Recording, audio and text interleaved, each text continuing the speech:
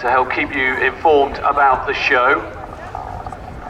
One important marquee or tent to look out for is the yellow and white striped marquee.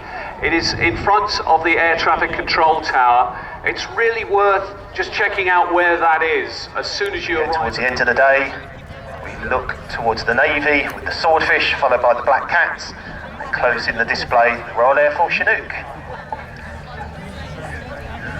Yes, it's often the way that we have a few dropouts from air show lineups, and such has been the case with this one. We did go through this before the programme. In case you missed it though, the Vampire T-11, the French Air Force Rafale, the Army Air Corps Apache Pair and Wildcat roll down, and the Great War Display Team, all of which we'd expected to see, unfortunately not able to join us for various reasons today. And there's a French Air Force Extra on the programme, in your souvenir programme, which is not actually scheduled. Grey aircraft is a Marking 2A, which was built late 1986 for the Omanis.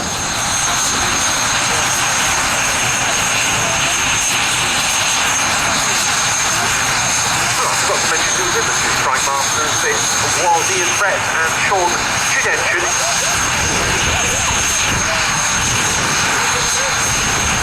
Sean has quite a history, I believe. He was the youngest ever Royal Air Force display pilot. And Ian Brett, former youth and display manager and commentator from a few years ago, very active around classic jets. So hunters in the past, felt very heavily involved with the Strike Master operation. So it's good for him, a younger guy, getting into the classic jets and circuit. Really good to see.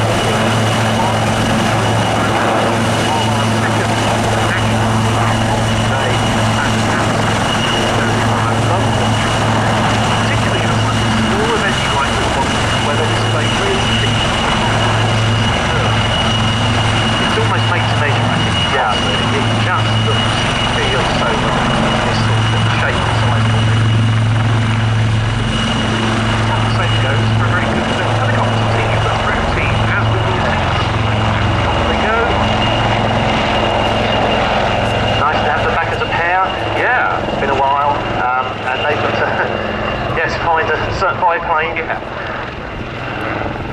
in the next 15 minutes or so. That could be quite interesting.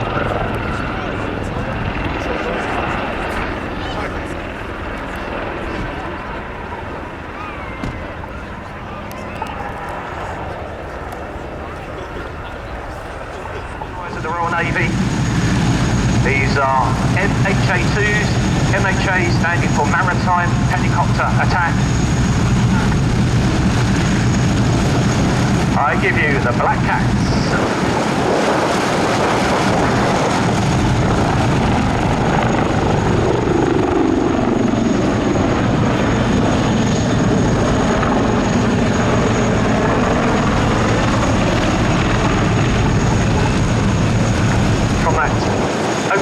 brake, the aircraft.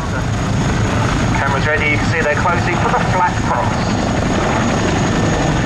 Wildcat is crewed by pilot and observer. It is also fitted with armoured crash-worthy seating for up to 6 additional troops.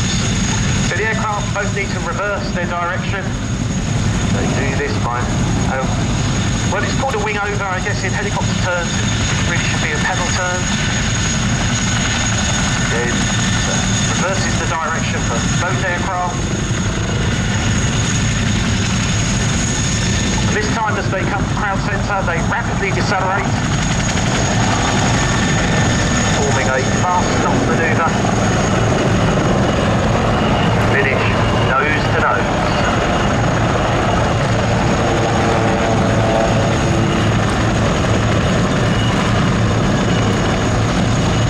These aircraft operate from very small helicopter landing pads situated on the back of destroyers and frigates. They have to operate in incredible weather conditions, both in terms of wind and sea state.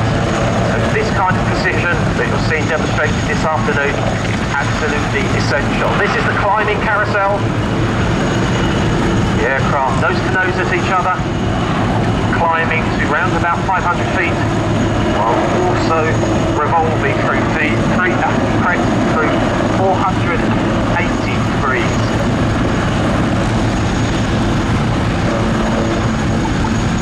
When they top out, they're both facing each other. Now they need to get out of that manoeuvre.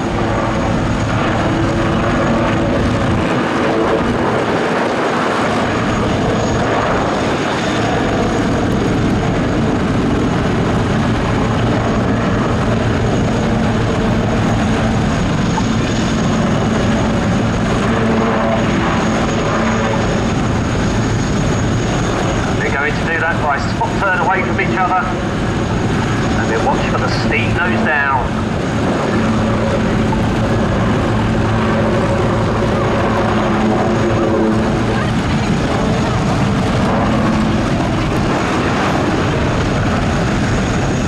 This time both aircraft angle out onto the 45 left and the 45 right to give you another perspective. They pull up into another wing over manoeuvre.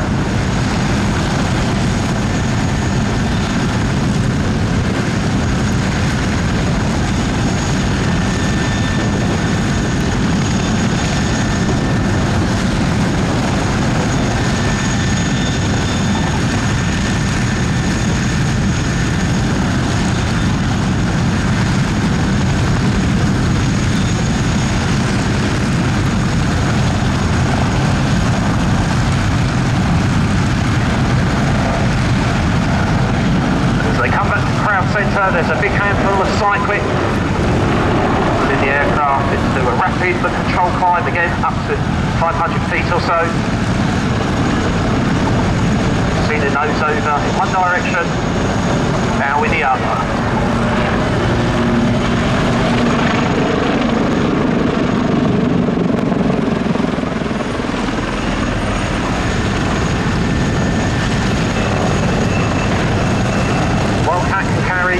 Variety of weapons, up to 20 marklet missiles for use against small surface vessels, and up to 4 larger sea venom missiles, armed with a 30-kilogram warhead, able to disable and destroy vessels up to 1,000 tons. Can also carry the Stingray torpedo, the Mark 11 depth charge.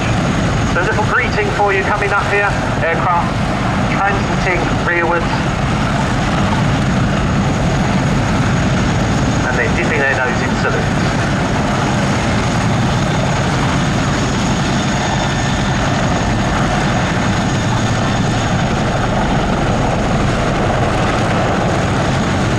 Again, watch closely. There's another signature manoeuvre. Sometimes done along the axis. This is done away from you. This is the over-the-shoulder transition.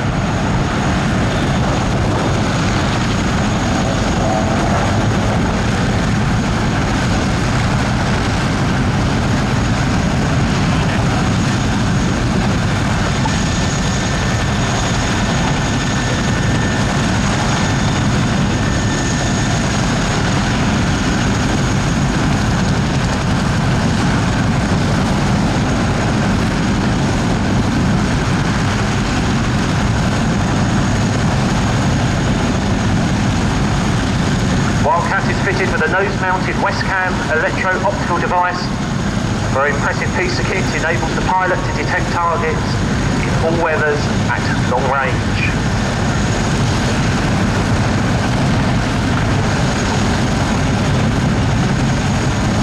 So for the last time this afternoon, running in for their final break, I give you from 825 Naval Air Squadron, the Black Cats.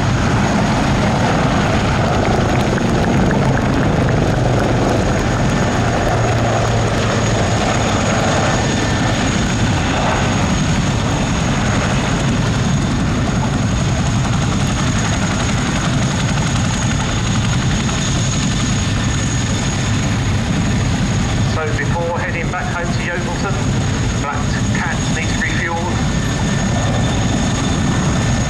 Tactical Supply Wing have very kindly built an installation for us again here at Cosford, located away to the left-hand side, which enables them to support all manner of aircraft here. It's also, of course, very good training, as this is what they do in the field. Wherever helicopters go, they're away from base or away from their ship, they do need a source of fuel, and that is generally supplied by the Tactical Supply Wing to operate out of about any location. If it needs a small helicopter landing zone,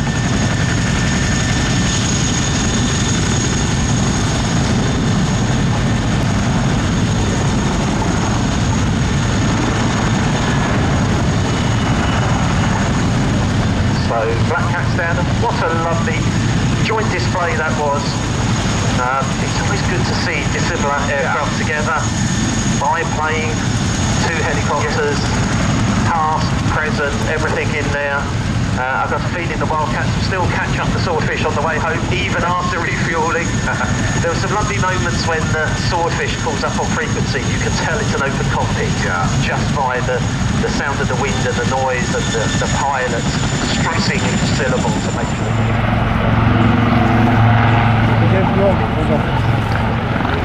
So the two fighters just departing. The two Black Cats have had a squirt of fuel. They are airborne again and about to depart back home to Yeovilton. Then the moment they're clear, we'll move on, which will unfortunately be the last display